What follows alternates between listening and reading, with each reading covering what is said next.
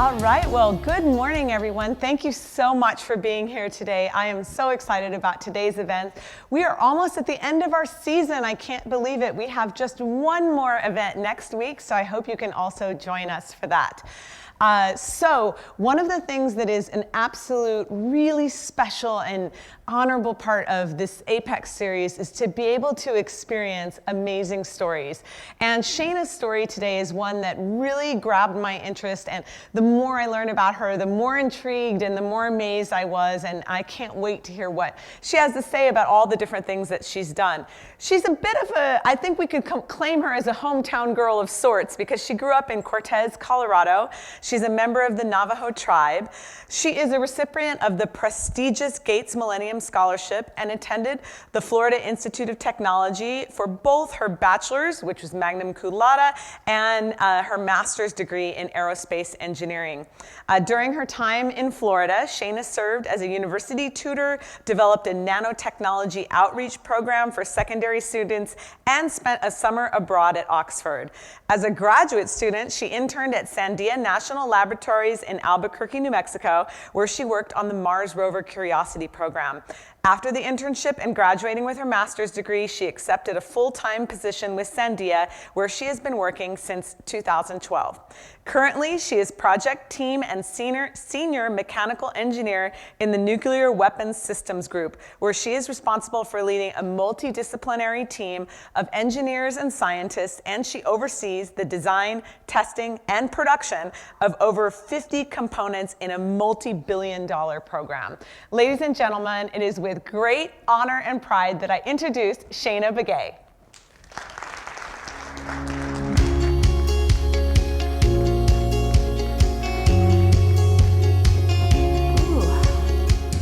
All right, good morning, everyone. Before I get started, I just wanted to take a moment to recognize that we are on the traditional homelands of the Paiute tribe, particularly the Cedar band of Paiutes. I just want to acknowledge them and acknowledge them and their ancestors, both past and present. This month in November is considered Native American Heritage Month, so I think it's really important that everyone takes a moment to recognize the traditional homelands that you find yourself upon in which you reside, and so I just want to acknowledge them. So I'll go ahead and get started. Yat e shik e do shidnet Shayna Begay Yinishia so the net nishle Bashis Chin and then oh my gosh, I'm so sorry. I don't introduce myself in Navajo a ton, but it's really important, so let me finish. So the net nishle Bashis bitani dashit e so I wanted to say that it's really important to acknowledge your and where you come from. And so I'm Navajo, and I've been working on trying to make sure that I keep my my language and my culture as a part of myself. And so every single Navajo is asked to introduce themselves by their name, which is Shayna Begay, and then your four clans. And so Dene means I just learned this one recently from my father, is what we refer to as the Star People. And my mother is Jewish. She was born in Manhattan and raised in New Jersey. And then my father is Navajo. And they met in college. Actually, of all places, they both went to Arizona State University. So that is my heritage that I'm sharing with you all. As Lynn introduced me, I wanted to give you guys a little bit of my background and my story. And so up here, I've got different photos of different times of my life. I am an engineer that works for Sandia National Laboratories. From a young age, I've been always really excited about astronomy and science and engineering. And so from participating in a group called the American Indian Science and Engineering Society, that's where I learned about aerospace engineering. That's where I learned about astronomy and physics and all these really amazing opportunities that comes with not only studying science, but also going to college. And so that's where a lot of my interest early on came from. And so that was why I decided to go ahead and pursue in my university studies at the Florida Institute of Technology studying aerospace engineering. And during my time there in Florida, it was something that was a huge eye-opener to myself because I'd spent my whole life growing up in southern Colorado, straddling my homelands on the reservation and a small town where the knowledge of Native Americans was solidly present. And then when I traveled to Florida, that knowledge that I was so used to people being aware of wasn't there. And so I think it's really become important for myself, and I had to learn through my years that I spent out in Florida how to really represent my tribe and be almost an ambassador for not just my Navajo tribe, but Native Americans in general. And so I think it's really important everywhere I go that I try to share a little bit of my culture, and that was the beginnings of that.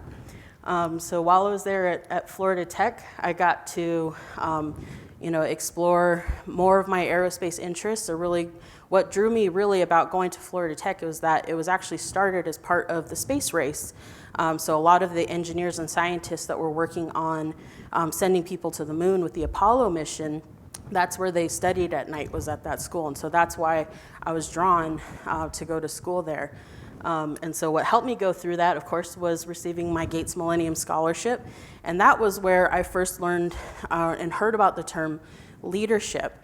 And it was something that was very profound to me because, coming from a Native American tribe where, we don't really talk about leadership. We just kind of, we're told to do things when we're young, and then we just kind of follow along, and we kind of learn these expectations as we grow up. But it wasn't until I attended actually a leadership conference that we hold every year for the incoming freshman scholars that I actually heard the term leadership, and that it was this concept that not everyone really grew up hearing or learning about, which is why it's become a core to what I like to talk about, especially to younger students. From there, I kind of learned about the term leadership. I learned about how to become an ambassador for my tribe. And so as I started going into the work and becoming a professional into my field, I realized, there's a huge gap in New Mexico for people who are, especially women of color, of Native American heritage in the STEM fields.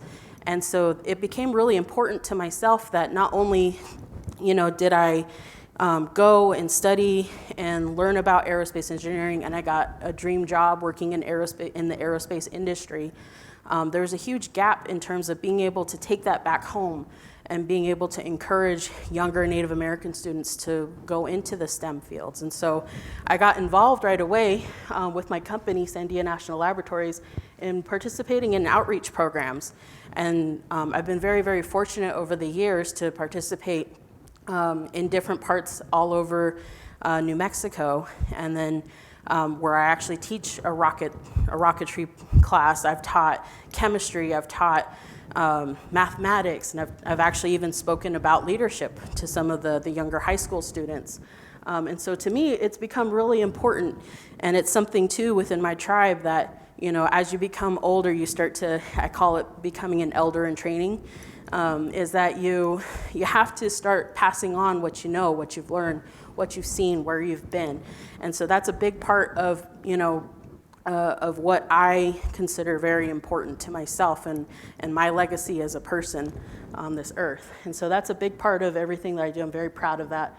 I've just recently branched into becoming a part of a university that's developing on my reservation. We have a few, but Navajo Technical University is actually, I serve on the engineering board of advisors, where it's a board of different professionals from different parts of, actually from all around the world.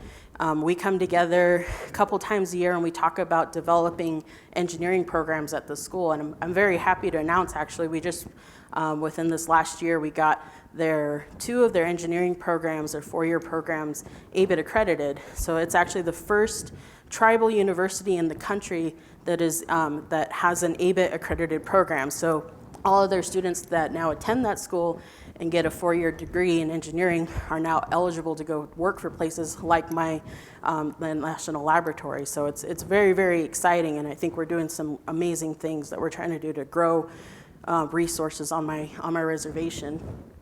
And of course, what I do in my day job is, it's kind of my dream job, like I said before. And I think the easiest way that I have to describe it is actually with this picture here, is that, we have in the United States nuclear weapons, and that's a fact, right? And they've been around for many, many, many years, and they've just been sitting there, aging, and it's something that we heavily depend upon to protect ourselves. If you look at the history of the U.S., it's what ended World War II, and it's something that ever since the end of World War II has continued to protect the United States. And where I work for Sandia National Laboratories, it is our main mission there to look after these weapons. I like to call myself a rocket surgeon, and that's because I'm charged with making sure that these weapons stay safe, secure, and reliable. So I like to think of myself as every time you go to a doctor, you need to get a checkup regularly every year. That's my job, just on nuclear weapons. All right, so why do I talk about leadership? Why is that so important? So that's something that, as I've gotten into my professional career, ever since, I was young too, I kept hearing this term leadership and what's important. And I never really considered myself a leader. And on some days, my bad days, I'm like, I'm not a leader. But it's actually very true. As you guys learned, I actually lead a team of about 200 people today, so I definitely most certainly a leader. But I think that even for someone who goes into science and engineering or any of the other type of STEM fields, you don't really tend to think about the soft skills that are needed in order to go work in these different in these industries, and that's because a lot of us tend to be introverts, nerdy, off in the corner, kind of quiet, analytical. Your general image of a scientist is someone who's holed away in a laboratory or stuck, behind a computer screen. But that's not true. Everything that we do across all of different parts of being in the STEM fields requires us to be able to work in teams, because we have these huge projects that we work on. For instance, I worked on a team, thousands and thousands of people came together to put together the Mars rover mission. And all these different soft skills that you learn as a team member, you have to be able to communicate, you have to be able to write and speak, coherently. You have to be able to present to people that are not scientific, that don't have a background and understand statistics or math. So you have to learn how to be really good at communication. But at the same time, you have to also learn how to be a leader.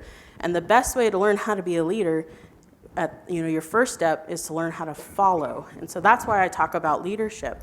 And so I will start with the traditional Western styles of leadership and talk to you about these first before I get into my evolved understanding and marrying what I've learned growing up as a Navajo woman, and then what I've been taught over the years. So when I first started learning about Western leadership, I was told, okay, here's your basic leadership 101 class. These are the different styles of leaders.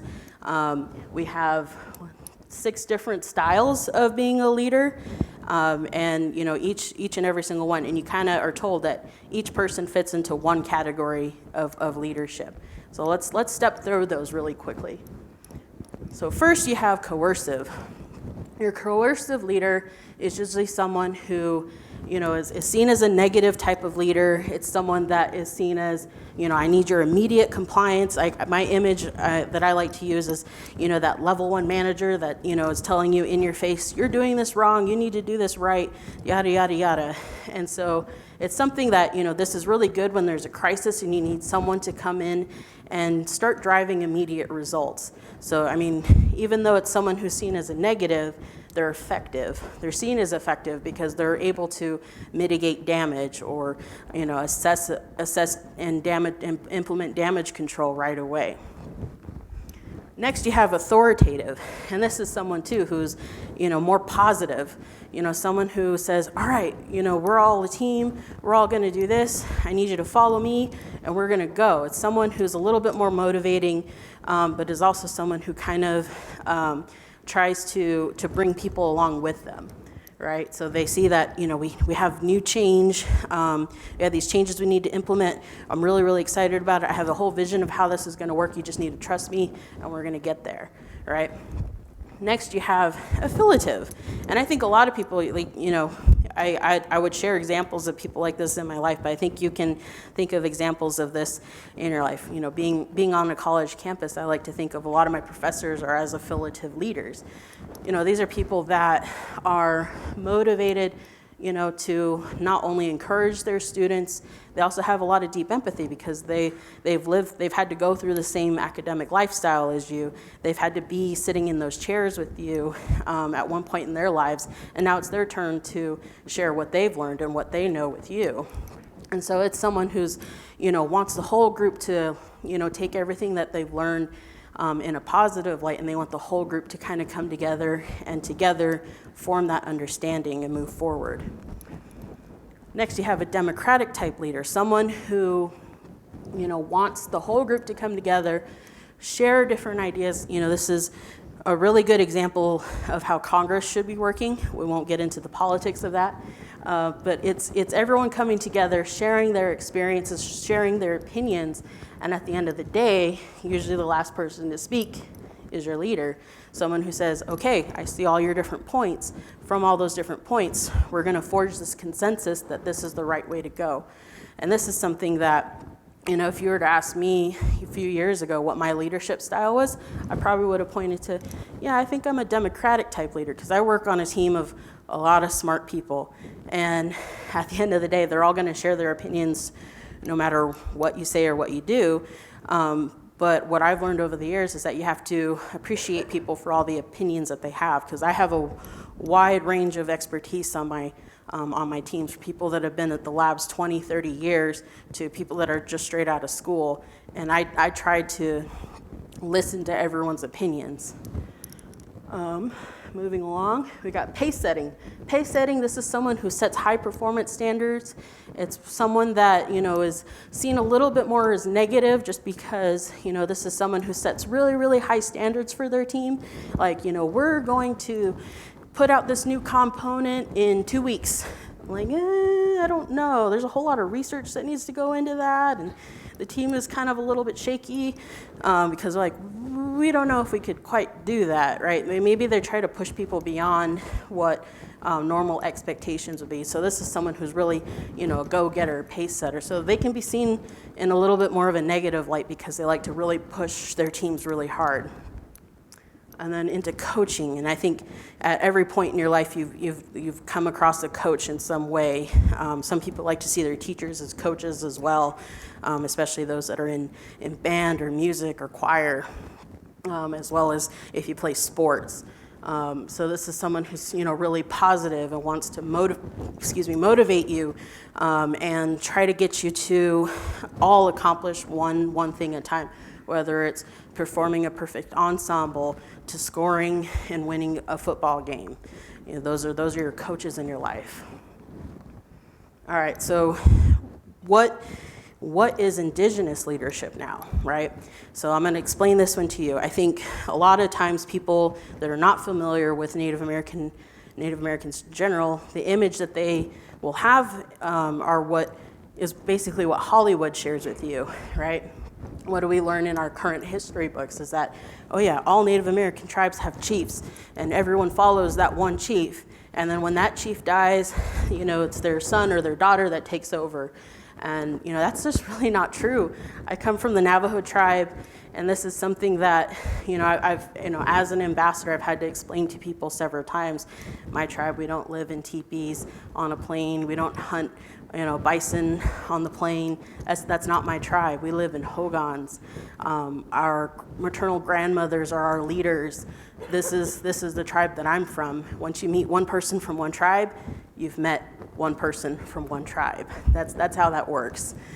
So, but I think that there's some key points to being a chief that are really important to cover, though, because generally a chief is seen as a warrior, someone who's strong and wise, someone that, is someone that you really want to attribute leadership qualities. And I think when you look at, the U.S. military, specifically the Marines, you'll see a lot of those qualities in their leadership. And so I think it's something that is motivating, but the source of that motivation is a little bit skewed. So a picture that I have here is of Chief Manuelito, and he is a Navajo. I just recently visited Bosque Redondo in New Mexico near Fort Sumner, and that is the site that the Navajos back in between 1863 and 1868, about 10,000 Navajos were marched forcibly by the U.S. military to Fort Sumner and held in captivity, along with about 500 Mescalero Apache. And so they were held there with the intention of being eventually moved to Oklahoma for those 5-6 years. And basically were starved, had to move there, forcibly, had to camp on the ground with no way of being able to grow food. There was a real scarcity of rations that were being shared with them. And so not only were the Native Americans starving, but also the soldiers were kind of starving too, because the Civil War was going on in the U.S. And so, the U.S. military was a little distracted. But meanwhile, you had all these people there that were suffering.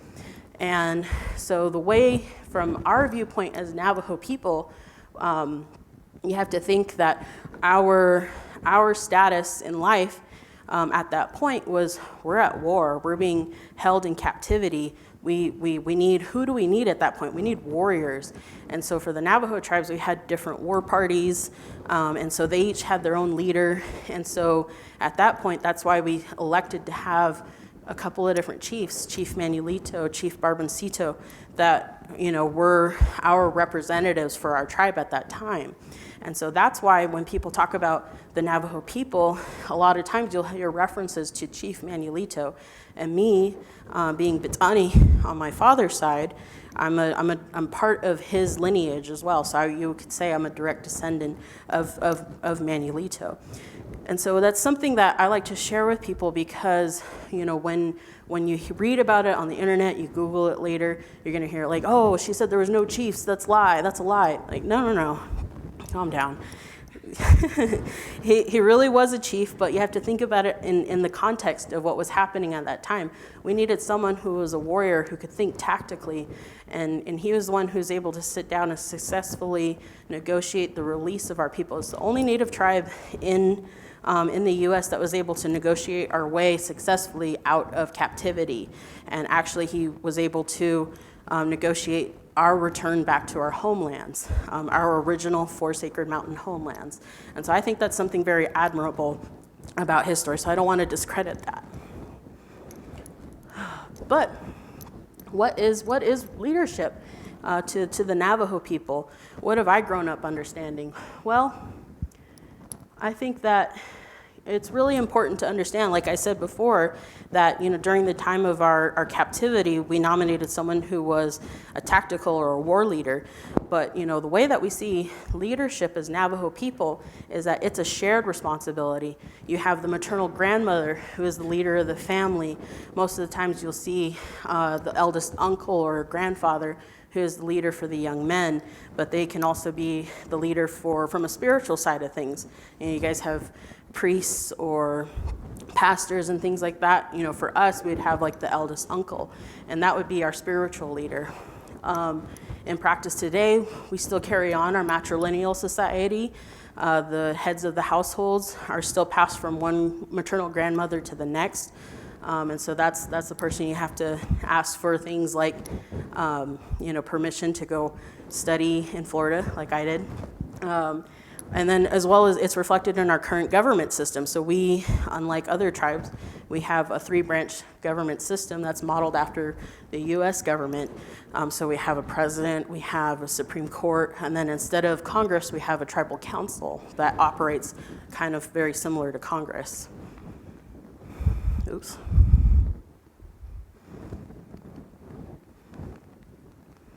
All right, so from all of that, when people come back and ask me, what's my leadership style? You know, I've taught you guys everything that I know about leadership now. And like I said before, if people were to ask me a few years ago, what's my leadership style? I probably would have responded as, yeah, I'm probably a democratic leader. But now as I've sat and I've learned about leadership and I've thought about it from, you know, the terms of how I was raised to think about leaders and who are the leaders in my life, because they were never a one-to-one mix of how I was seeing leadership styles presented to me.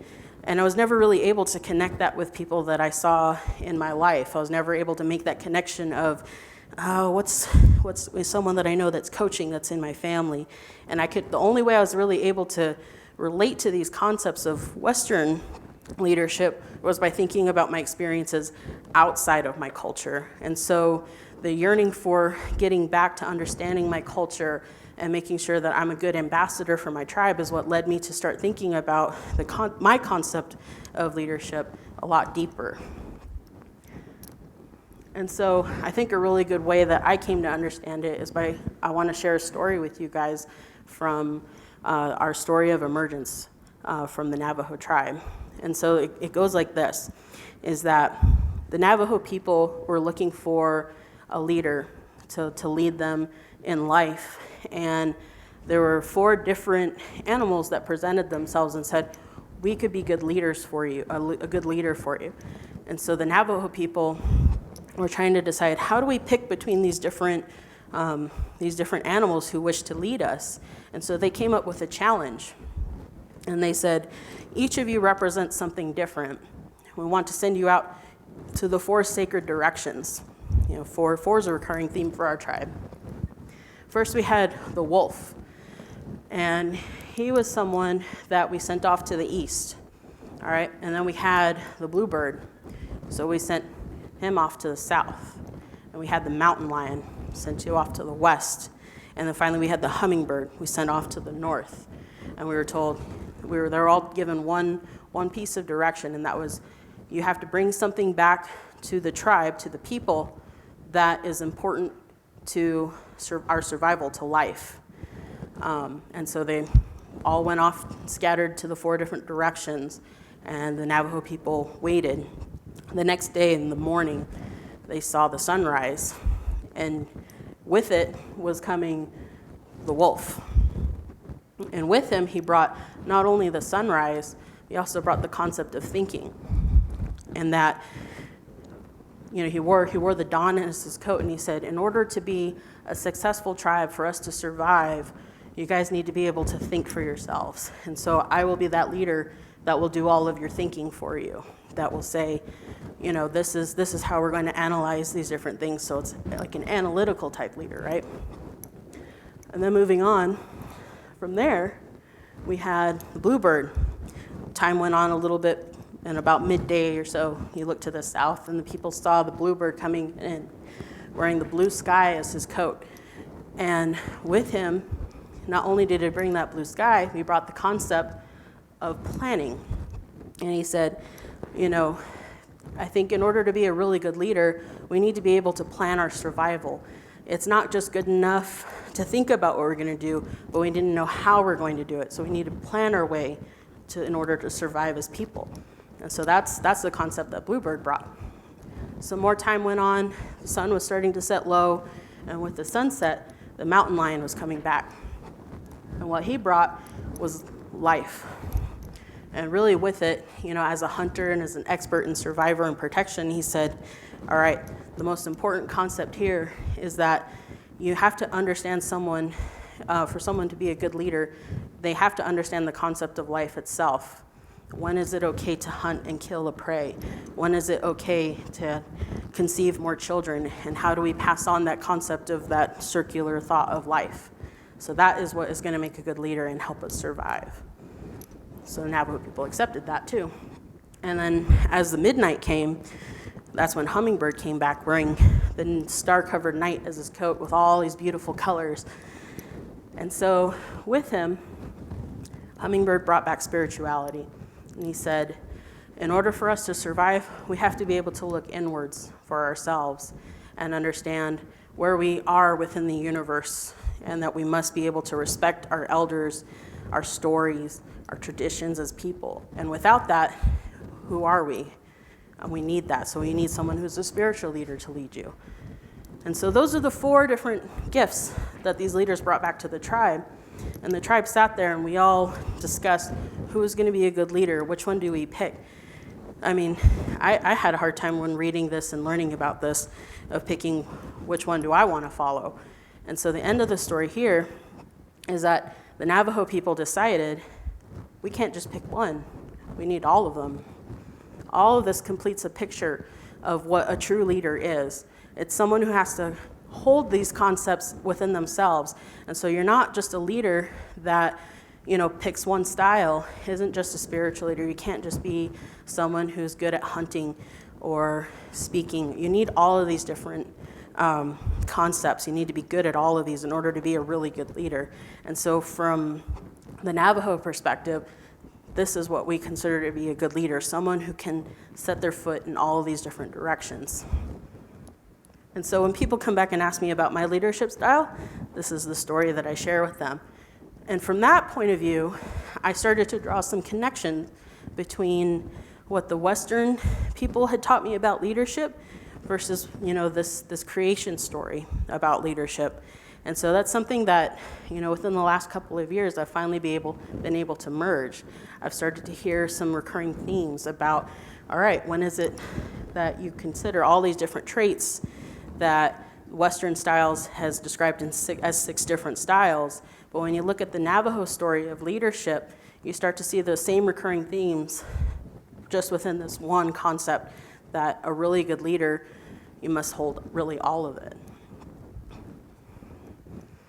And so, in my opinion, what makes a really good leader is someone that doesn't just focus on being a really good coach, someone who doesn't just focus on being able to manage a crisis. It's someone who can subjectively sit there and say that what's the situation that I have in front of me and what skills do I need in order to approach it. So this is the philosophy that I've implemented for myself in my day-to-day job, is that I lead a lot of different people that are very, very intelligent. And so one of the things that I've decided over time is the most important qualities of being a leader for that really diverse team is that I need to be able to assess who's working really, really hard. Is there a way that we can share the load better as a team and stuff? And so not really thinking about my own individual success, but the success of my tribe, of my team. And so that's a concept that I would wish to share with you today, is that in order to be a good leader, I feel like you need to be able to embrace all different kinds of thought. A diversity of thought is how I put it here. So in order to do that, you need to be able to open up your mind to how different people from different cultures see the concept of leadership. And I think that's very important because it was something that I had to rediscover as a Navajo woman, was a story from my own creation story. And without that open mind being able to accept those concepts, you're never really going to be able to appreciate not only where you come from, but your role as a leader. And we need leaders in all different aspects of life. You need a leader for your family. You need a leader for your team at work. You need a leader, when you go to work. It's all those different aspects coming together and knowing how to work and function within your role on that team. And so that's something that I'm very happy to share with you all. And at the end of the day, I think a really important thing that I've learned as well is that in order to be a good leader, you have to be yourself. You have to embrace what is unique about yourself, whether it's your culture, things that you like, things that bring you joy. And you can't just leave that stuff at home. You have to bring it with you and be proud. When I traveled all the way to Florida, I couldn't just leave being Navajo at home because that's part of who I am. I can't take off my skin any easier than you can leave your own church or beliefs at home as well. It's something you have to carry with you and be proud of it. So that I wish to share with you all. And with that, I want to say, thank you so much, everyone, for sharing and letting me speak to you this morning. And I hope you all learned something today. Thank you so much. We have Yeah. a little bit of time for a few questions. Oh, I've been good. writing down notes and getting all my info. I have so many things. And we will be on the radio show later today at 3 p.m. so you can listen in live. That's KSU Youth under 91.1. And that will also turn into the podcast. But my first question to you, I love learning about leadership. I think of it as, in this role as event producer, but in my teaching and also in my family relations and all of that. My question is, if somebody wants to work on their own leadership and develop some of those things like, how do I be myself as a leader? Do you have any advice for students who may want to, anything they could read, or how would you develop that? Yeah, that's a really good question. I think for myself, I'll go back to how did I become a leader, and it's kind of funny because I felt like I was always kind of pushed into a leadership role.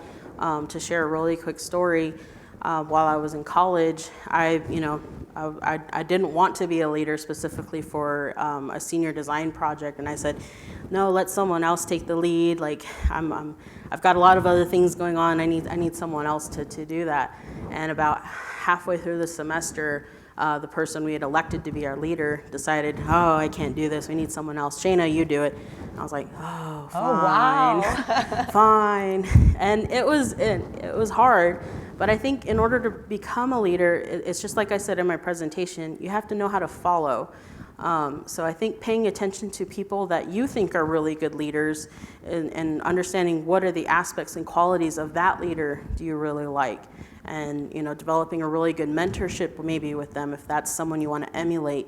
And then again, if you want to be a leader, it takes action. It takes actively participating and trying it out, and and not being afraid of failing. Because to tag along with that story, as I took over the team, I was able to lead the team to absolute failure. No, I did, and that was fine. The team ended up getting dissolved. Our project wasn't accepted for publication, but I still think of that experience as a learning experience. I learned a lot of things about myself and what I did wrong in that situation, how I could lead a team differently in the future to have more success. And really, it's trying and failing at being a leader, and just keeping trying, keep failing, and really, I think that's the best way to learn how to be a leader. That's so great. That's actually a theme that seems to be coming up. I mean, those of you who have heard or listened to the radio show, this idea of resilience, I'm always talking about resilience, that you do need to fall down a few times. Yeah. And so was that easy for you, or did you have to kind of practice being okay with that? Oh, I absolutely had to practice being okay with that. If you would have interviewed me when I was in high school, going into college, I had everything planned out. I was going to go to Harvard. I was going to get a degree in astrophysics. I was going to do da-da-da-da-da-da-da-da. And my life is completely different from that, because as soon as I got into college, I realized the world doesn't work that way. When you go after something like astrophysics, I probably could have done that, let's be honest. But I think I fell in love with the aspects of engineering because I like being able to make things and deliver something at the end of the day, as opposed to always staring up and studying the stars. And so I had to learn how to accept changes in my life, and I had to learn how to accept those times of failure and really see them as learning experiences. Without failure, you never grow as a person. So I think it's very important. Yeah, cool. You also mentioned a great thing about, being a great follower can lead to great leadership. And I was curious, what traits do you look for in team members, or leading to the idea of how can we be better followers? And so the students in the room who may be like, I'm really interested in this, and I do want to be a great leader, but also want to be a great team member. Right. Can you talk about what you've seen in your teams? What makes a great follower or a great member? Absolutely. I think participation is your number one thing about being a great follower, is that, you almost have to be the person on the team who is willing to take the initiative and say, oh, we have something, because I think a really important thing about being a leader is also learning from the people that you're leading. And so it's being not afraid to speak up and voice your opinion. It's taking an active role on the team and saying, these are the skills that I have, this is what I can offer to do. Don't just wait for your leader to come and speak to you. It's the same thing when you're going to school, right? Don't wait for the professor to come and tell you that you're failing and it's because you're not doing homework or asking for help or whatever. It's being willing to ask questions and take constructive criticism. It's being willing to offer up your skill set and being able to put the team's success ahead of your own individual success. And a lot of people will refer to that as tribal thinking, and I think it's something that's very innate in all of our collective histories, is that, the only way we survive as a human race is by coming together as one tribe and doing what we can to push ourselves forward. Thank you for that. I love that. As you've gone through this process and this learning in terms of leadership, are there any things that you particularly find challenging, even now after doing all of this? Are there things that you haven't quite cracked the nut on and are still exploring? I mean, absolutely. I mean, there's all kinds of things. I feel like, even with all of the degrees that I've earned, all of the years of experience I've gathered over being a scientist at Sandia National Laboratories, I feel like I'm always learning. And I think that's actually the number one goal that I've always had, and something my family has instilled in me is, you must always be learning. You're never going to keep up with the rest of the world unless you make learning something new every single day a part of your own personal culture. And so that's something that, it's a very broad topic, but it's something that, I've been exploring all different types of my own weaknesses and my personality. I don't like to get in people's faces, and so there are challenges and times in my role as a leader that, I need to be firmer.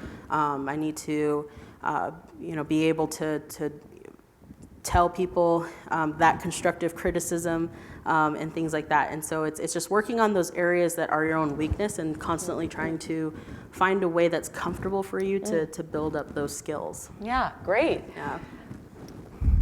Hi, yeah, sure. Okay, this is just about stand up. Well, we just go ahead, yeah, and Yeah. I'll translate since we don't have a mic in the audience. Okay, now I just wanted to briefly mention the importance of nuclear engineering. Yeah, she said that she wants to mention the importance of nuclear engineering. Yeah, my dad recently died, but he was born in 1928 in Topeka, Kansas, and he graduated eventually from mechanical engineering, because back then they did not have anything nuclear. So when he went through, he started as mechanical, but he went more and more to the nuclear, and he started helping design the very first one, because up till then they all did coal. Wow. Hi, can you hear me better? And so my dad, he went to Kansas State. He went to 2 years, and then he decided, I'm a little tired of it. It's boring. And he said, I'm going to take some time off. And he took some time off. Within 3 weeks, he was drafted. And he went to the war in Korea. And he went for 2 years. So when he got back, he went right back to school, and all of a sudden, he was a leader. And he felt like he was a leader. And for some reason, those 2 years really brought to his head about being a leader. And one thing he worked on from 65 to 72 was the Mars trip. And he worked on that. He worked on designing the coolant for the nuclear things. And so he really went on and on. And That's an incredible career. Did you have a question for Shayna specifically? yeah, I'm just curious if you or anyone you've known have known anyone who started and saw through the beginning of nuclear engineering and passed it. Oh, that's a really good question. Actually, I would say kind of no. So coming from the Navajo tribe, a lot of and this is all history that I had to learn as I started my career, was a lot of the uranium that was mined to support nuclear energy research, as well as the beginnings of the Manhattan Project and so on. A lot of that was mined on the Navajo reservation, and that is actually something that we're still dealing with the ramifications of that mining.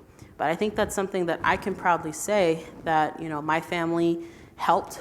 A lot of them worked in the mines to produce that resource for the American government to use and help ultimately end the war. And so that's something that we have a lot of ramifications that we're still dealing with till today, presently, because of that.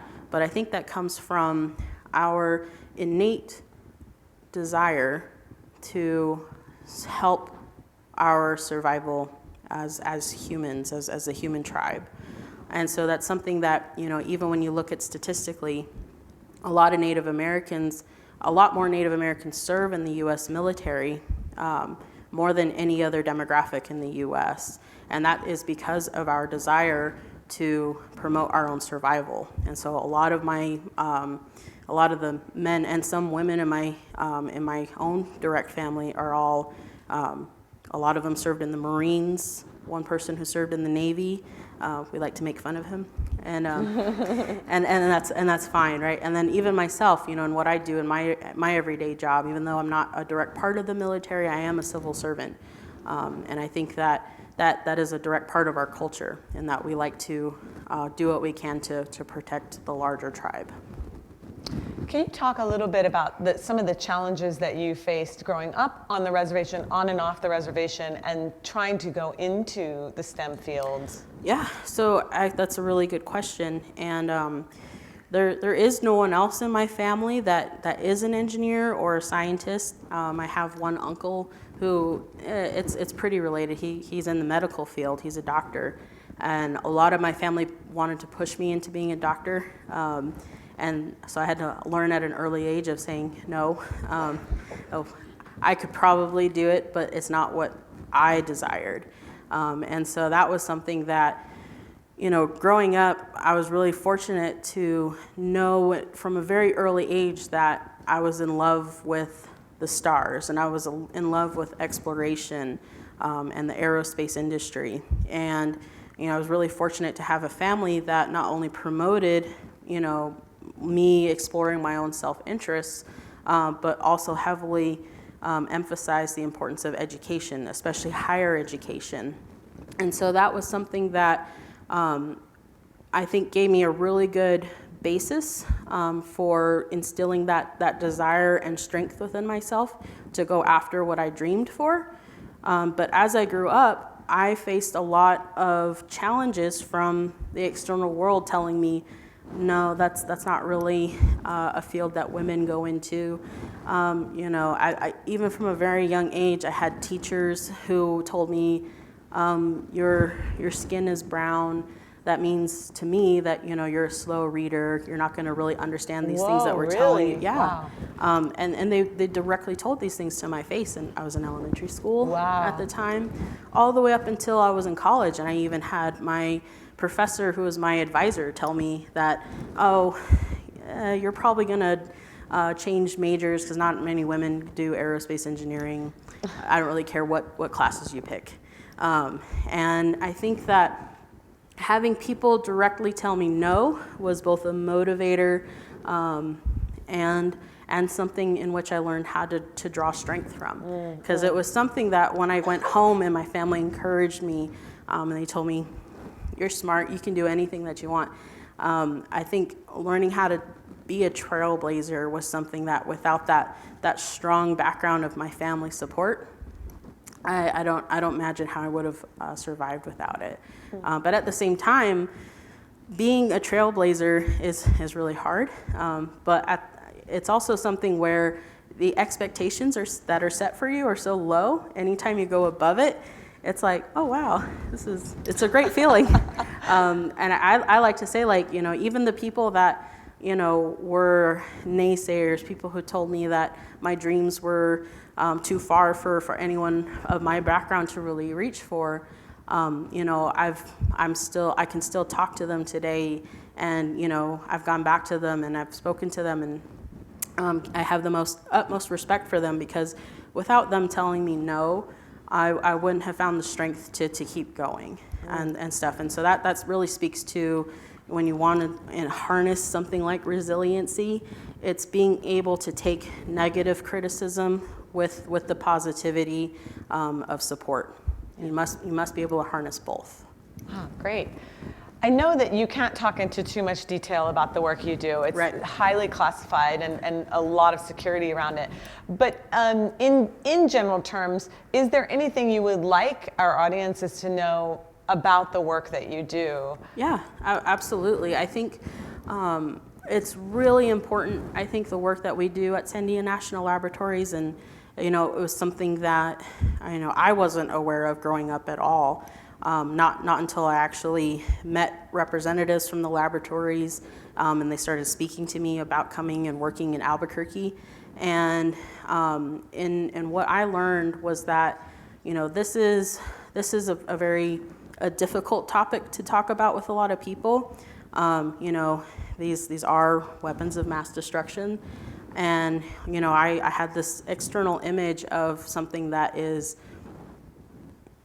supporting war, supporting, you know, bad things happening. And really what I learned is that, no, this is about national security. This is about being able to provide protection for our homeland, for where I come from, where we all come from. And that's something that I think I would wish everyone to know about, is that, you know, and it's not just myself saying it, but I kind of feel like, you know, places like our national laboratories, not just Sandia National Laboratories, there's many different national laboratories across the country where you have amazing, incredible individuals. Even think back going to the Manhattan Project, where you had the world's most renowned scientists that came to Los Alamos in New Mexico, and they all came together to help support the development of nuclear weapons, because they had this greater purpose of wanting to end a world war. And when you go back and you calculate the number of lives that have been saved over the years because we have helped prevent wars from happening, you can actually sit there and say that nuclear weapons save lives, because we're not spending those lives fighting in wars that would occur otherwise. And so I think it's really important for people to realize the role that our national laboratories play in supporting our national security. And if anybody wants to find out more, are there places they can go to get more information? Absolutely. I mean, I would always encourage you guys. Sandia National Laboratories is celebrating our 70th anniversary as a laboratory. There's some really great content on the sandia.gov website. In particular, there's a pamphlet that's celebrating our 70 years of history and contributions, not just to nuclear weapons and national security, but our contributions to society and our economy in general. And then, as well as, there's some great museums out there. You guys are about a 2.5-hour drive from Las Vegas. There's actually a nuclear weapons testing museum that's excellent. And it's I highly encourage you all to go out there and see it. Do you run into any friction from the public about what you're doing? Yeah, I think that a little bit, but I think most of the time when I explain to people what my job is and what I do, it's not about warmongering or anything like that. It's about protecting our interests here in the United States. And I think that most of the time, I want to say 99% of the time, people understand that, and they get that this is about taking on a heavy burden, the heavy burden of being able to serve your country. And I think, you know, our mindset ever since 9/11 has been that, you know, we need to do what we can to protect ourselves. And as unfortunate as that is, I think it's also something that's helped our mindset as a country, that, you know, we can't be naive about the events that are happening in the world. we do need people to stand up, not just on a battlefield, but also here at home. And we need to work together in order to make sure that, you know, we have safe homes that we can go to at night. Great, thank you. I have one last question, and then I'm sure that you'll be around for the next 30 minutes or so before lunch if anybody has anything else they'd like to ask about. But my last question is, do you have any personal heroes or anybody who's inspiring you right now that you really look up to as a model? Oh, man, there's so many. But I think in particular, I think that probably my biggest hero right now is Deb Haaland. So she is just recently was elected to be a representative for District 1 in New Mexico, and she's one of the first Native Americans elected to Congress. And I think that it's really important. From the reason why I think she's a hero is because she's someone who decided that it was time for the voice of Native American women to be heard in our government. And I think that's something that, you know, you can sit there and you can talk about how important it is to have diversity of thought and have, you know, a diverse set of representatives. But this was a woman who decided it's time that we have that. And so I think she's one of my personal heroes right now. Great. Well, thank you so much for sharing that. Thanks for spending the extra time to answer my questions, and thank you for your presentation today. I really appreciate it. And we'll continue the conversation on the radio a little bit later. Thank you so much. Thank you. We will see you all next week for our last event of the fall semester. Thanks, everyone.